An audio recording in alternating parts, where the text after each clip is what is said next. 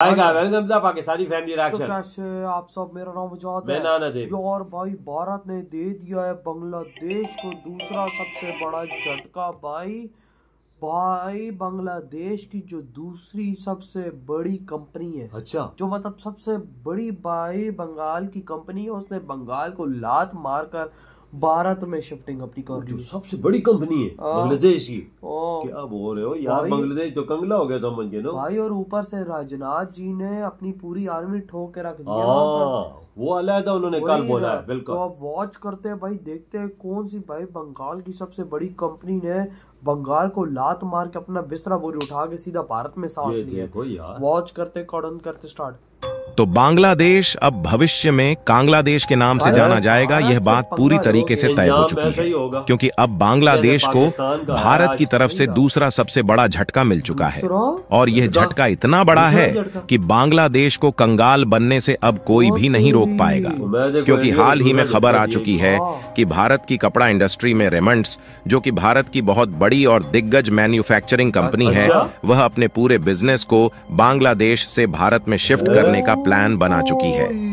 यकीन मानिए दोस्तों, इससे बांग्लादेश की नई सरकार को इतना बड़ा झटका लगा है कि उनके पैरों तले जमीन ही खिसक गई है, क्योंकि कपड़ा उद्योग के मामले में यह भारत की बांग्लादेश के लिए काफी भरोसेमंद कंपनी थी, और केवल इसी टेक्सटाइल कंपनी की वजह से बांग्लादेश को मिलियंस ऑफ डॉलर की कमाई हो रही थी। और केवल इसी कंपनी के कारण बांग्लादेश की ब्रांड वैल्यू दुनिया भर के कई देशों में बनी हुई थी। इस कंपनी के द्वारा बांग्लादेश की मैन्युफैक्चरिंग यूनिट भारत में शिफ्ट करते ही बांग्लादेश की टेक्सटाइल इंडस्ट्री को मिट्टी में मिलने में देरी नहीं लगेगी, क्योंकि बताया जा रहा है कि केवल इसी कंपनी की वजह से बांग्लादेश के हजारों लोगों की रोजी रोटी चल रही थी।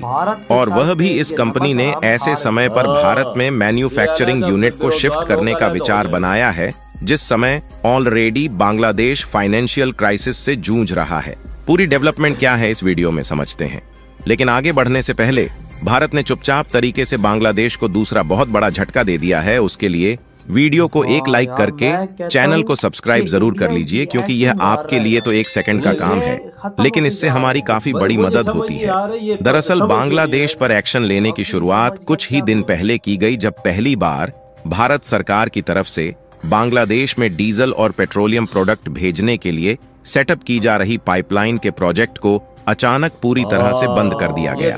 और भारत सरकार ने सीधा मना कर दिया कि बांग्लादेश में डीजल भेजने के लिए इस पाइपलाइन को आगे नहीं बिछाया जाएगा, और इसको पूरी तरह से होल्ड पर रख दिया गया है। हालांकि बांग्लादेश के खिलाफ तो भारत ने पहला कदम उठाया, लेकिन अब जाकर भारतीय कंपनियों ने मोहर लगाना भी शुरू कर दिया है, और भारतीय कंपनियों ने यह तय कर लिया है कि बांग्लादेश को कंगाली के अलावा और कुछ हासिल नहीं होने वाला है। इसीलिए भारत की रेमंड्स कंपनी, जो काफी बड़े लेवल पर बांग्लादेश में टेक्सटाइल की मैन्युफैक्चरिंग करती है, इसने पूरी तरीके से विचार बना लिया है कि वह बांग्लादेश में अपनी मैन्युफैक्चरिंग यूनिट को नहीं रखेंगे, बल्कि उसके बजाय मैन्युफैक्चरिंग यूनिट को भारत में शिफ्ट करने जा रही है। और केवल यही एक भारत की टेक्सटाइल मैन्युफैक्चरिंग कंपनी नहीं है जो कि बांग्लादेश से भारत में शिफ्ट होने जा रही है, बल्कि इसके अलावा टेक्सटाइल मैन्युफैक्चरिंग की जो छोटी मोटी कंपनियां हैं, वो भी बांग्लादेश से भारत में शिफ्ट होने का विचार बना रही हैं। आपको बताते कि रेमंड्स टेक्सटाइल प्रोडक्शन और कपड़ा उद्योग के मामले में अपने बेस्ट क्वालिटी वाले गारमेंट्स और फुटवियर्स के कारण दुनिया भर के देशों में पहचान बनाए हुए हैं।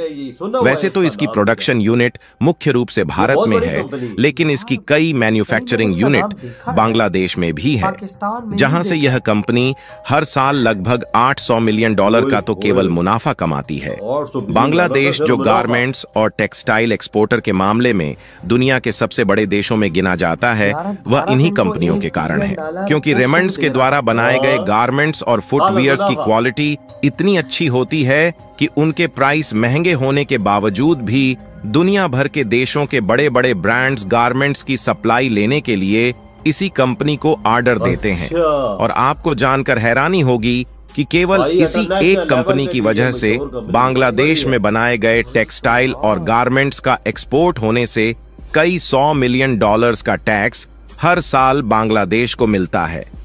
और यह संभव इसलिए हो पाता है क्योंकि इस कंपनी के द्वारा बनाए गए गारमेंट्स महंगे होते हैं और दुनिया भर के बड़े बड़े ब्रांड्स इसी कंपनी को ऑर्डर देते हैं। लेकिन अब बांग्लादेश अपनी गलतियों के कारण ही भारत की इस कंपनी से भी हाथ धोने की नौबत पर पहुंच गया है और खुद का मिलियंस ऑफ डॉलर का नुकसान करने की ओर आगे बढ़ चुका है, और वह भी ऐसे समय जब खुद बांग्लादेश के हालात पूरी तरह से बिगड़ चुके हैं और अपनी अर्थव्यवस्था तक संभालने के लिए उनके पास पैसे नहीं बचे हैं।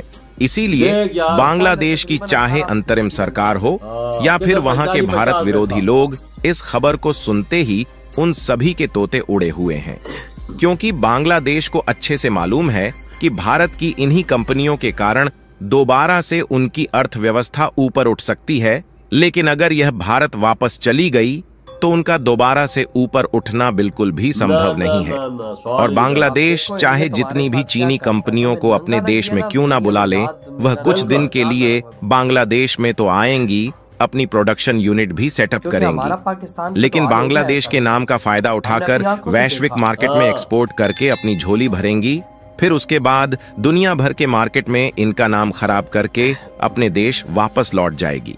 और बांग्लादेश को सबसे बड़ा झटका इसीलिए लग रहा है क्योंकि यह बात केवल इंडियन कंपनीज की नहीं है जो बांग्लादेश से भारत में शिफ्ट हो रही हैं, बल्कि यही हाल दुनिया भर की कई बड़ी बड़ी क्लॉथिंग, मैन्युफैक्चरिंग कंपनियों और बड़े बड़े फैशन ब्रांड्स का है, जो कि बांग्लादेश से निकलकर भारत में शिफ्ट होने का विचार बना चुकी है।